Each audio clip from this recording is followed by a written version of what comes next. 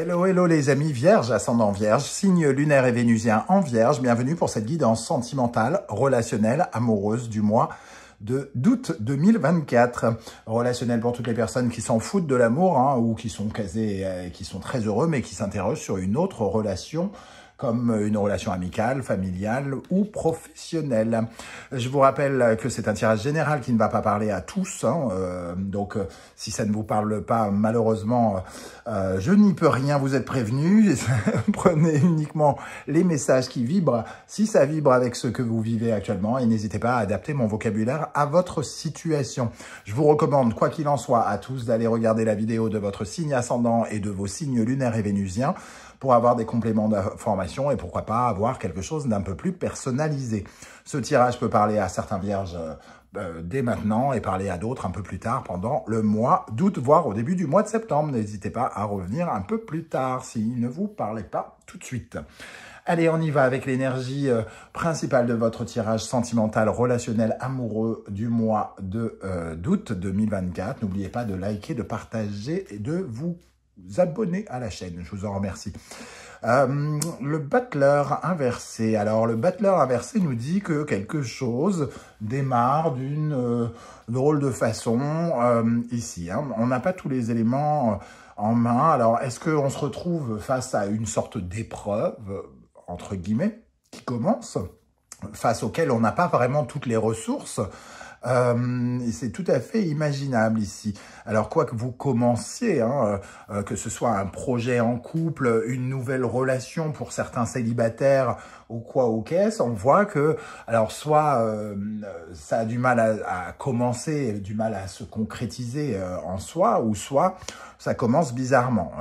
Le battleur, c'est celui qui a toutes les ressources, qui a la bonne idée, la bonne motivation, qui a les moyens d'eux et qui a les bonnes émotions, les bons sentiments pour. Et ici, il lui manque quelque chose. Alors, soit vous êtes face à quelqu'un qui est peu motivé, soit vous avez peu de sentiments pour la personne que vous rencontrez, soit il vous manque les moyens peut-être financiers de créer votre projet amoureux avec votre mari, votre épouse. Voilà, en tout cas, on se retrouve face à quelque chose face auquel on n'a pas forcément tous les éléments de réponse dans un premier temps. Et ça commence un peu bancal, on va dire. D'une façon très très générale, bien entendu, vous voyez comment ça peut vous parler. Certains pourraient déjà peut-être avoir une certaine forme de discorde, on peut découvrir chez l'autre une certaine forme de désaccord par rapport à quelque chose. On va essayer d'en savoir un peu plus avec ici les énergies de l'oracle de la musique, à commencer par le saxophone. Alors, le saxophone, ça nous parle de passion, ça nous parle de sensualité, ça nous parle d'excitation, d'enthousiasme. Alors, on sent que peut-être quelqu'un va plus vite que l'autre, ici par exemple, avec cette énergie du battleur qui n'a pas tous les éléments. Et ici, on a quand même une carte qui, au contraire, nous montre que on a peut-être super envie quand même. Il y a quelqu'un qui est prêt à offrir son cœur, pourquoi pas. Il y a quelqu'un qui vibre de l'intérieur pour le projet sur lequel vous êtes. Mais peut-être que l'autre personne ne se dévoue pas corps et âme. Ici, avec le saxophone, oui, on a le sentiment qu'il y a une certaine forme de dévotion, peut-être chez l'une des personnes. Quelqu'un est très excité à l'idée de faire quelque chose ou de créer une relation ou de s'engager dans quelque chose, mais peut-être que l'autre, alors, soit n'a pas le temps, soit n'a pas les ressources, soit n'a pas quelque chose et il lui manque les sentiments pour se lancer. Voilà. On peut avoir des désirs un peu différents. Par exemple, on peut avoir quelqu'un pour les célibataires qui est très enthousiaste et l'autre, ouais, bof, ouais, je suis pas sûr d'avoir envie de créer quelque chose maintenant. Je me sens peut-être pas tout à fait prêt ou j'ai peut-être pas toutes les ressources justement pour m'engager. Voilà. La deuxième énergie, nous avons l'adagio. Et on voit ici les escargots avec ce métronome. Ça paraît très clair qu'il y a à la fois, comme je le disais, une sorte d'enthousiasme, d'engouement avec le saxophone ici, mais il y a une notion de temps qui apparaît. Alors, soit quelqu'un est trop pressé, soit quelqu'un est trop lent, soit effectivement les choses ont du mal à se mettre en place. On devait se rencontrer cette semaine et finalement c'est repoussé dans 3 semaines. C'est vraiment un exemple, hein. Voilà, en tout cas, il y a cette notion de temps ici qui apparaît avec l'adagio, où on nous dit que peut-être les choses, il faut soit le temps ici a son importance, alors soit justement parce que il nous dit qu'avec le temps, on va s'apercevoir que ça ne valait pas le coup, ou avec le temps, on va justement apprendre à se connaître, peu importe, mais dans tous les cas de figure, on voit que la notion de temps est importante.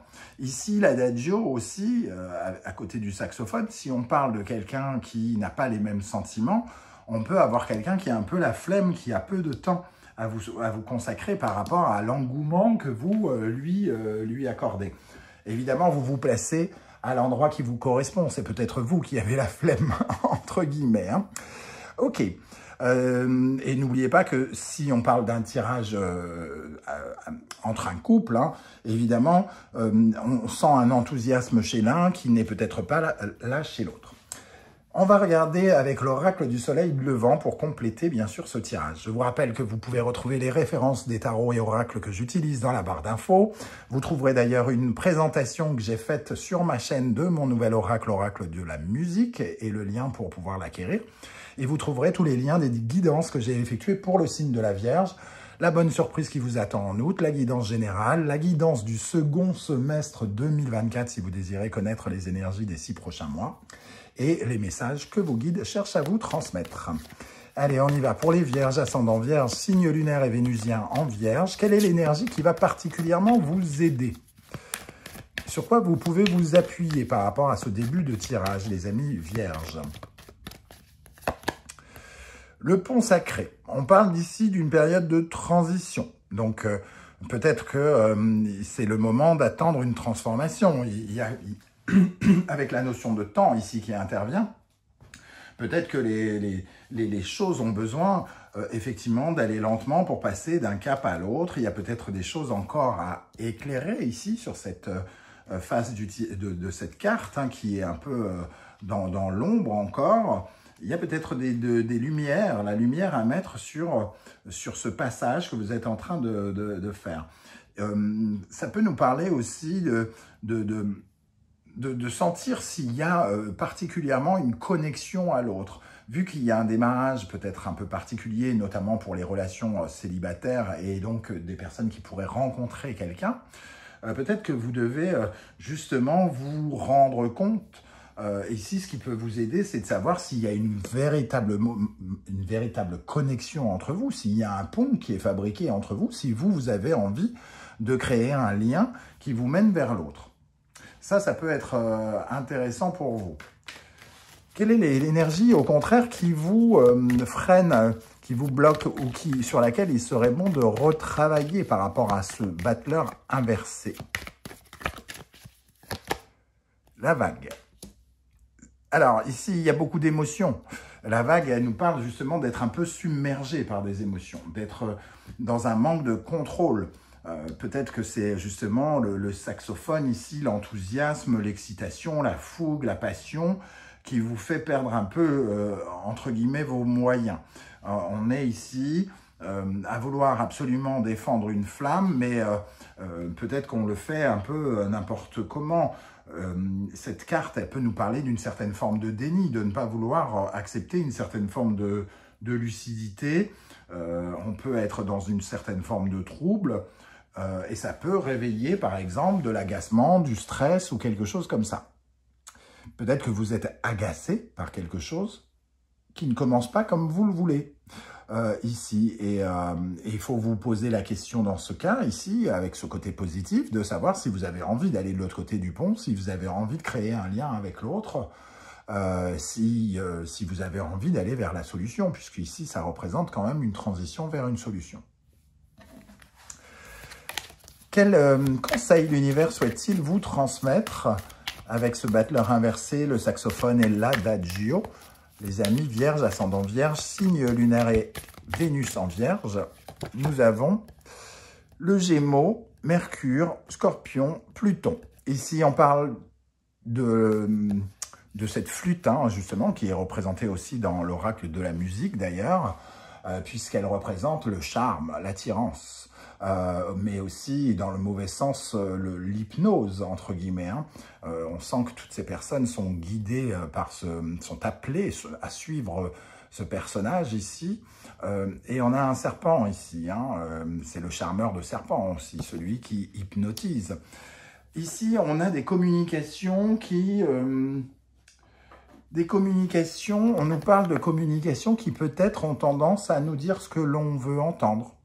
Alors c'est soit vous qui les dites, hein, ou soit vous les recevez, mais il y a quelque chose qui doit être transformé ici. Il y a peut-être besoin aussi soit de sortir du déni ici, ou de refuser une certaine forme d'illusion qui peut être créée et qui peut vous, entre guillemets, vous mener par le bout du nez.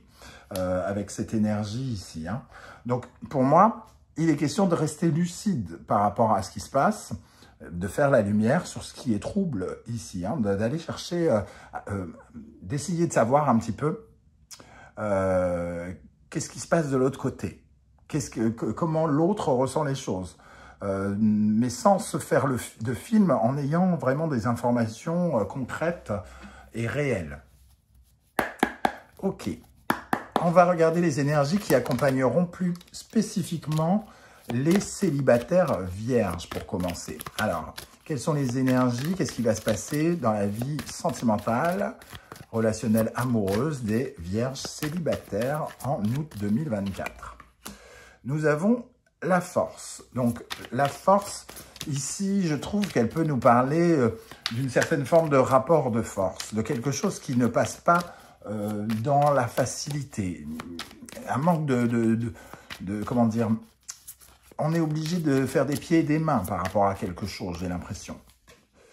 Le jugement, c'est vraiment une certaine forme de résilience ici, d'accepter que quelque chose n'est pas maîtrisé, n'est pas contrôlé. Il faut se raisonner, il y a quelque chose qui me parle de se raisonner.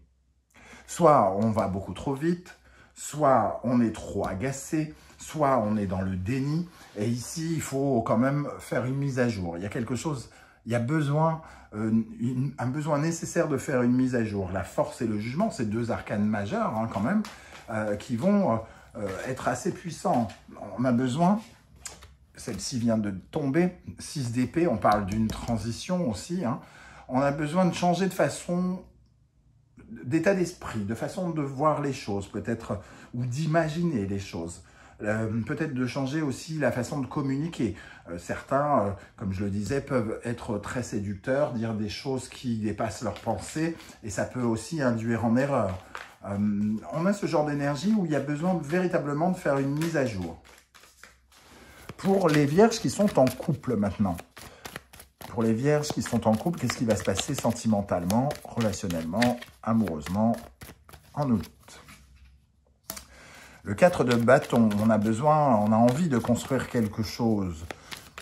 Peut-être que c'est un seul des deux qui veut construire ou un seul est en mesure pour l'instant de faire les choses.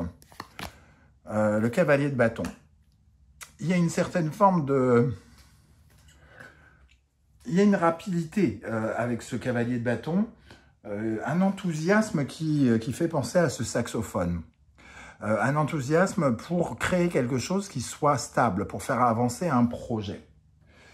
Mais peut-être que ici, avec le 7 d'épée, on nous dit qu'il y a une façon un peu de faire un peu, qui est peut-être un peu discret, secret, un peu en loose day, un peu hein, quand même. C'est peut-être ça qu'on nous dit, et c'est pour ça qu'on n'a pas tout à fait les ressources. Ici, le 6 de coupe va nous parler, le 7 de coupe, pardon, va nous parler d'une certaine forme d'illusion lui aussi. On avait ce 7 d'épée, 7 de coupe, qui nous demande de faire encore des efforts, de s'investir peut-être émotionnellement et dans l'idéologie, dans la façon de réfléchir de façon un peu différente. Ici, il y a quand même vraiment ce sentiment qu'il y a quelque chose de passionné chez l'un, un engouement, une excitation particulière. Et on a l'impression vraiment qu'il y a quelqu'un qui ne suit pas ou qui ne peut pas suivre ou qui n'a pas les moyens de suivre, entre guillemets. Voilà les amis vierges, comment je ressens ce tirage. Je ne sais pas du tout si ça va vous parler et comment. J'espère que vous serez nombreux à venir commenter juste en dessous de la vidéo, même si c'est pour ne mettre qu'un coucou, un émoticône de votre choix ou un long texte qui pourra inspirer les autres vierges. Je tenais à vous remercier pour vos likes, vos partages, vos demandes d'abonnement, vos commentaires et pour toutes les personnes qui ont fait l'acquisition de mes oracles. On se retrouve très bientôt pour une guidance, cette fois-ci professionnelle, vie quotidienne. En attendant, prenez bien soin de vous les amis vierges. Merci d'être là et à très bientôt. Ciao, ciao.